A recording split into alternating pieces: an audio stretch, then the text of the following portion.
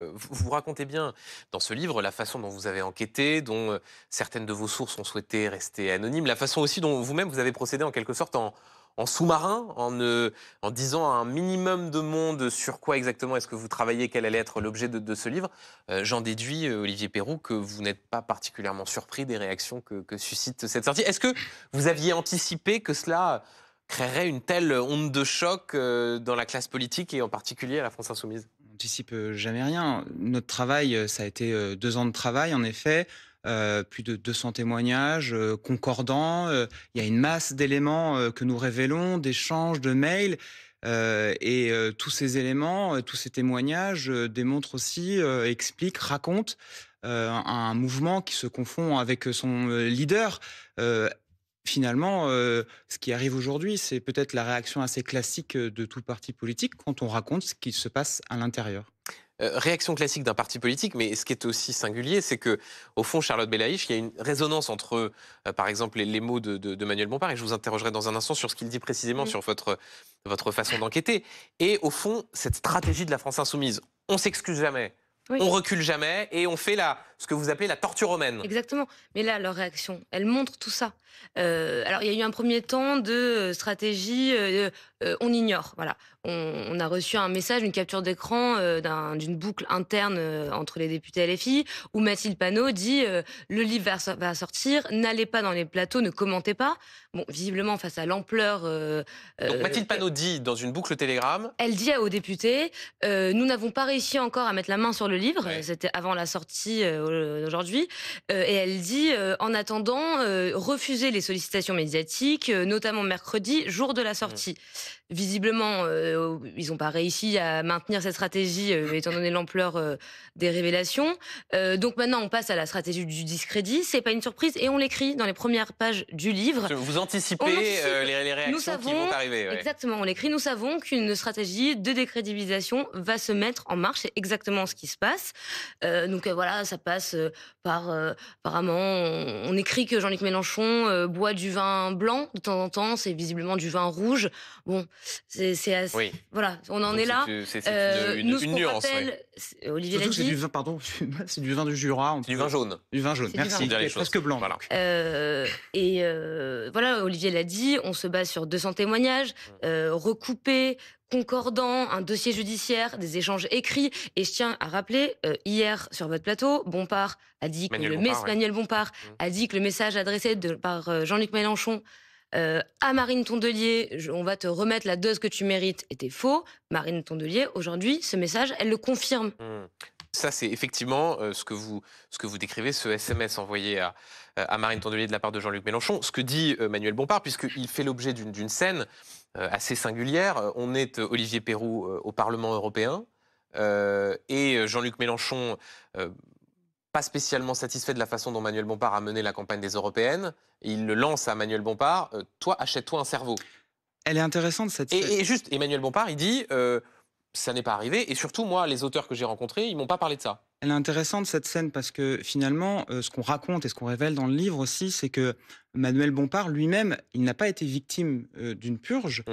mais il a été finalement mis au banc après les élections européennes. Et d'ailleurs, dans l'entretien qu'on a eu avec lui, il le reconnaît.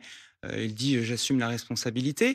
Il n'est pas le seul d'ailleurs. Hein. Paul Vanier, on révèle ça Mmh. aussi dans le livre, a été très en colère contre Jean-Luc Mélenchon parce qu'il était très proche de plusieurs personnes qui critiquaient la ligne de Jean-Luc Mélenchon en 2000, un peu après 2017. Il était proche d'eux et finalement Jean-Luc Mélenchon l'apprend et Paul Vanier, pareil, sera mis au banc, etc. C'est vrai que ces gens, j'ai envie de dire, chat échaudé, craint l'eau froide. Ces gens ont déjà vécu une mise au pan, ils n'ont pas envie de la revivre. Donc, la réaction, finalement, elle confirme tout ce qu'on raconte dans le livre, tout ce qu'on révèle avec les preuves écrites, les échanges SMS, que finalement, ils font bloc. Mmh. Juste avant de rentrer dans le détail d'un certain nombre d'anecdotes, d'éléments que vous racontez, Charlotte Belaïch, vous citiez il y a quelques instants le message de Mathilde Panot sur ses boucles Telegram Oui. disant n'allez pas sur les plateaux, on n'a pas réussi à Ah, mettre la main sur le livre. Est-ce que depuis vous avez eu des... Est-ce que d'abord pendant l'écriture vous avez fait l'objet de menaces, de tentatives d'intimidation, et surtout Jean-Luc Mélenchon? Silence? alors, Pas de réaction?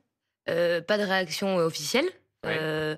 En revanche, il y a eu des formes de pression, enfin en tout cas une mise à l'écart. Alors moi, elle a commencé avant même l'écriture du livre à cause d'articles que j'avais écrits dans Libération. Et en janvier, quand on envoie notre demande de contradictoire, justement, parce qu'il y a eu des demandes de contradictoire répétées que les Insoumis ont refusées. Et donc à ce moment-là, les portes se referment. On le raconte aussi dans le livre. On va être exclu de points presse qui s'organisent quand Mélenchon Donc dans votre vient à suivi de l'Assemblée. la gauche, vous êtes mis au banc Exactement. compte tenu de l'enquête que vous menez. Exactement. Dans notre Voilà. suivi de la gauche, moi pour Libération, Olivier pour l'Express L'Express et et Le Le Monde, Monde, oui. on est mis de côté et on est même exclu de la boucle presse, de la boucle de diffusion presse de Jean-Luc Mélenchon, donc qui permet aux journalistes qui le suivent de savoir, Ses déplacements. d'avoir son agenda en tête. Euh, Olivier Perrou, juste avant de parler de la personne de Sofia Chikirou, qui est un des personnages centraux de cette enquête, une question au fond sur, je ne nie évidemment pas ce qui est raconté dans ce livre, mais sur la singularité propre à la France insoumise, de l'absence de démocratie dans les partis politiques, des excommunications, des purges, de la violence entre des gens qui partagent une ambition dévorante. Ça, c'est l'histoire de la Ve République, non? Pourquoi est-ce que ce serait propre à la France insoumise? C'est vrai qu'à un moment donné, pendant notre enquête, on s'est interrogé nous-mêmes, on s'est dit, est-ce que finalement tout ça, la violence, les messages, c'est pas inhérent à la politique? Ce qui nous a marqué, notamment quand on rencontrait nos sources, ces fameux 200 témoins, c'est que tous, à un moment donné, disaient « mince, j'ai participé à ça ». Donc il y avait une dimension un peu de prise de conscience que quelque chose n'allait pas.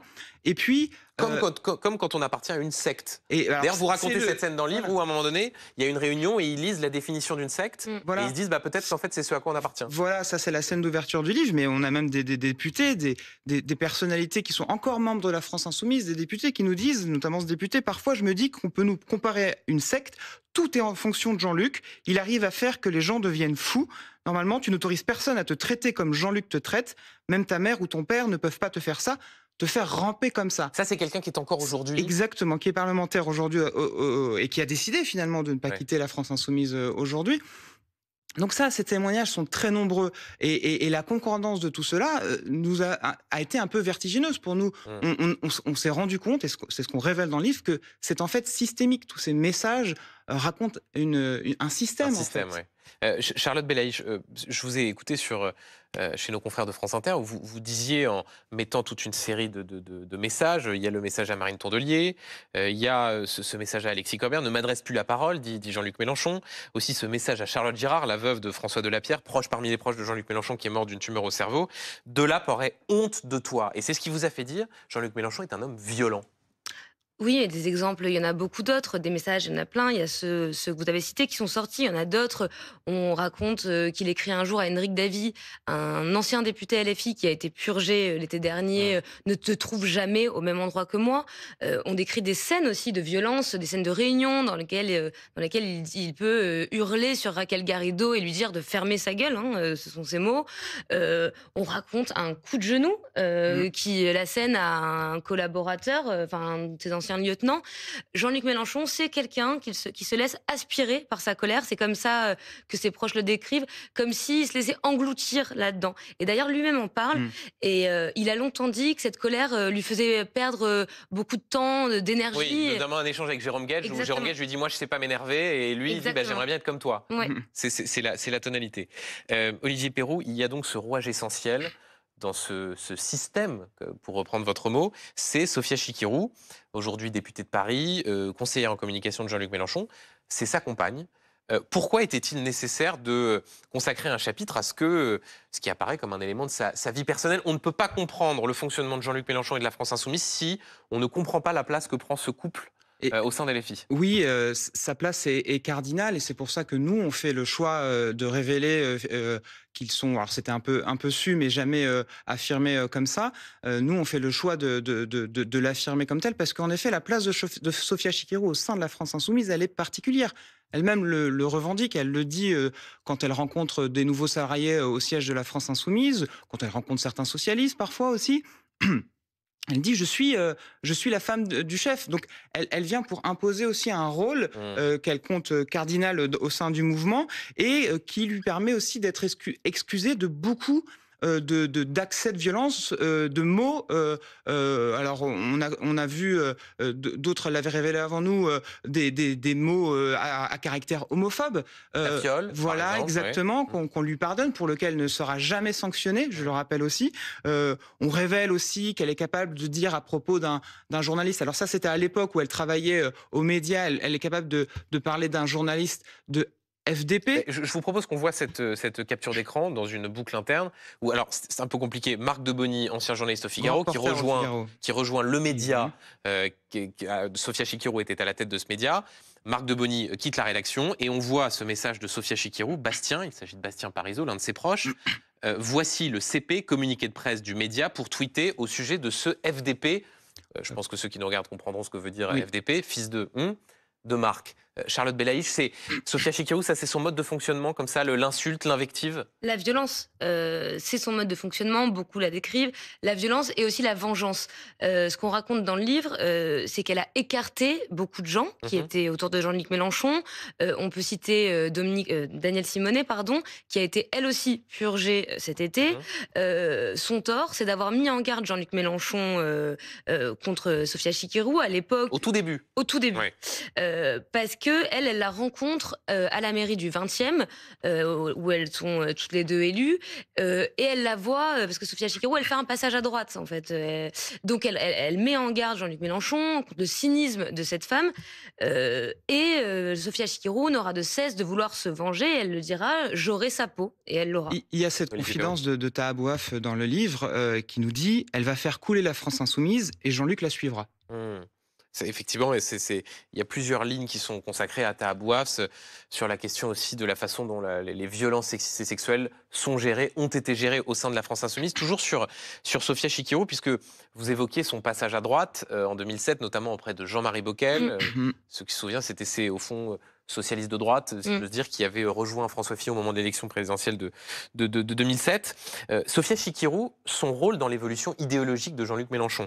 Je rappelle, je suis retombé là-dessus, qu'elle publie un livre en 2007 qui s'appelle « Ma France laïque », où à l'époque, elle est sur une ligne de très grande fermeté sur les sujets de laïcité. Et pourtant, et vous le racontez dans ce livre, après 2017, elle accompagne le tournant de Jean-Luc Mélenchon. Est-ce que c'est elle qui est, en quelque sorte, qui fait parmi de celles et ceux qui sont moteurs dans ce tournant idéologique? Moi, mon analyse, c'est plutôt que c'est elle qui suit Jean-Luc Mélenchon. D'accord. Parce que vous parlez du revirement de Sophia Chikirou, mais c'est aussi un revirement de Jean-Luc Mélenchon sur ces questions. Jean-Luc Mélenchon, c'est quelqu'un qui, pendant des années, au PS, était identifié comme faisant partie de la gauche anticléricale, Le bouffeur de purée. laïcarde, bouffeur. Voilà, Ouais. exactement. En 2010, il tient encore des propos comme le voile est un symbole de soumission patriarcale. Et on l'avait d'ailleurs, moi, sur ce plateau, je l'avais confronté à un certain nombre d'archives où il parle de la question du voile. Et non seulement ça l'agace, et en plus, effectivement, il n'y a pas d'explication très claire sur les raisons de ces revirements. Et nous, ce qu'on interroge dans le livre, c'est la sincérité de ces évolutions. Et les éléments qu'on a à notre disposition, c'est des déclarations dans la sphère privée dans lesquelles il dit il n'y a pas plus électoraliste que moi. L'important, c'est de déclencher de la mobilisation, qui peuvent nous laisser penser que ce changement n'est pas tout à fait sincère. Mais donc, Olivier Perrou, au fond, ce changement, c'est parce que l'analyse qu'il fait, c'est il m'a manqué 600 000 voix pour être au second tour en 2017, et ces 600 000 voix, je vais aller les chercher dans les quartiers populaires, et donc il faut que sur toute une série de sujets, la laïcité, le rapport à mots qu'il n'utilisait pas, qu'aujourd'hui il utilise, islamophobie, il faut que j'aille fort là-dessus. Oui, il a tendance à essentialiser d'ailleurs le vote des quartiers à ce titre. Il le fait pour ça. Et d'ailleurs, je rebondis juste sur ce dont parlait Charlotte tout de suite. Nous, on révèle aussi dans le livre, par exemple, que très récemment, c'est en 2023, il y a une discussion, on a accès à une discussion de boucle interne au sein de la France Insoumise. Il y a une tribune qui est en préparation hors de la France Insoumise qui remet en cause la loi de 2004 sur le voile. Et il y a quelques députés ou aspirants députés proches de la direction qui disent bon, il faut absolument que la France Insoumise signe cette tribune, et un proche de Jean-Luc Mélenchon et Jean-Luc Mélenchon interviennent en disant non, c'est pas possible. Donc on voit et on raconte dans le livre toutes ces hésitations, ces contradictions chez Jean-Luc Mélenchon qui finalement cherche à trouver la clé pour accéder au second tour en 2027. Ce qui est intéressant, c'est qu'au cours de cet échange, il dit aussi Et si cet échange fuite, je fermerai immédiatement cette boucle. Preuve qu'il y a un malaise sur le Et sujet. donc cet échange a fuité parce que vous, Oui. journaliste, Mais on avez, ne sait pas si la boucle a été fermée. avez bien fait votre travail.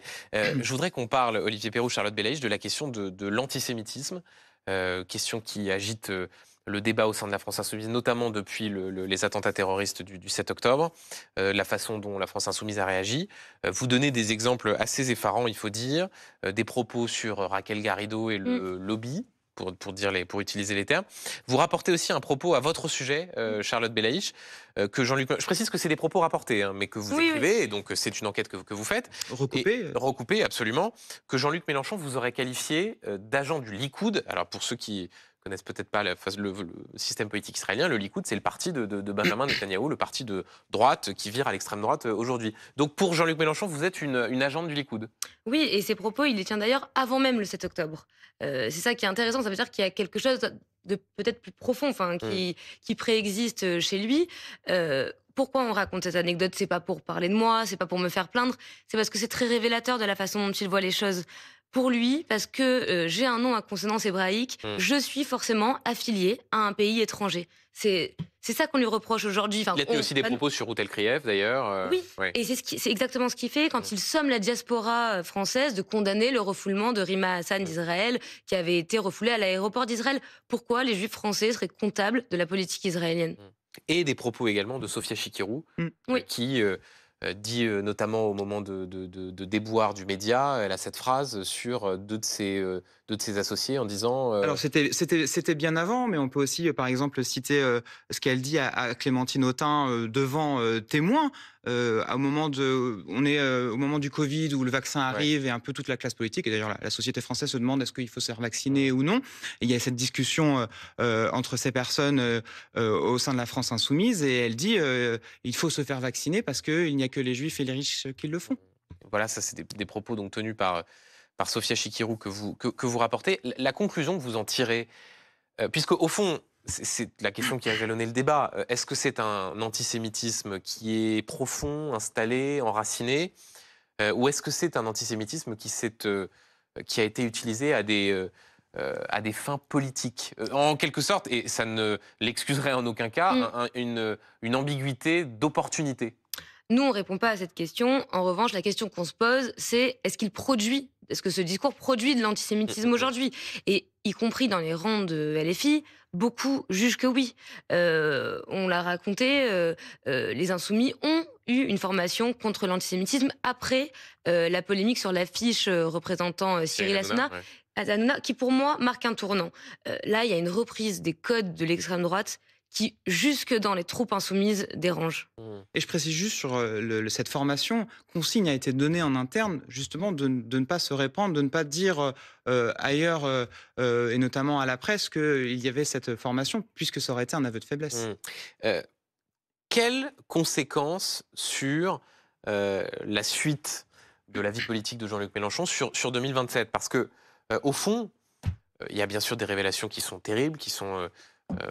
comment dire, voilà, j'utilisais le mot coup de tonnerre parce que c'est véritablement cela quand il s'agit d'antisémitisme, quand il s'agit aussi de violence verbale. Mais au fond, peut-être que certains insoumis diront oui, mais la machine électorale reste une machine de guerre. On est les mieux organisés, on est les plus efficaces. Comme le dit d'ailleurs souvent Jean-Luc Mélenchon, vous parlez de cette comparaison avec les conquistadors espagnols pour...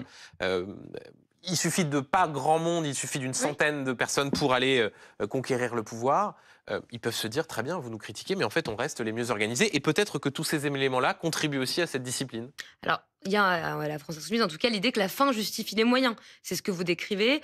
Peu importe les règles démocratiques, peu importe les espaces de délibération, il faut avancer. Nous, ce qu'on vise, c'est de l'efficacité. Et y compris les cadres insoumis, aujourd'hui, le disent. Quand on leur parle de règles démocratiques, des histoires de congrès, de motions, ils disent, mais tout ça, c'est de la perte de temps. Après, jusqu'où ça marche, on le raconte dans le livre, Jean-Luc Mélenchon, à chaque fois, s'est préparé en 2017, en 2022. Il y a cru jusqu'au bout. Et en même temps, c'est comme s'il était son propre ennemi. Il y a toujours chez lui un refus de se recentrer, de fédérer, d'élargir. Olivier Perrou, des livres politiques qui ont profondément influé le débat. Il y a eu Davé et l'homme, un président ne devrait pas dire ça. Est-ce que vous pensez qui avait contribué notamment à ce que François Hollande ne puisse pas se représenter en 2016, est-ce que vous pensez que ce livre-là va empêcher, être un obstacle en tout cas sur la route de la présidentielle pour Jean-Luc Mélenchon? Ce n'est vraiment pas l'objet de ce livre. Nous, on a fait un travail, alors certes nous sommes journalistes politiques, mais on a fait un vrai travail d'investigation qui repose encore une fois sur de très nombreux témoignages concordants, une masse de documents que nous révélons. Et finalement, ce n'est pas un livre pour Jean-Luc Mélenchon, ce n'est pas un livre contre Jean-Luc Mélenchon, ce n'est pas un livre pour la France insoumise, contre la France insoumise. Nous, on s'est contenté, sur la base d'éléments factuels, de raconter ce qu'il se passait à l'intérieur de la France insoumise.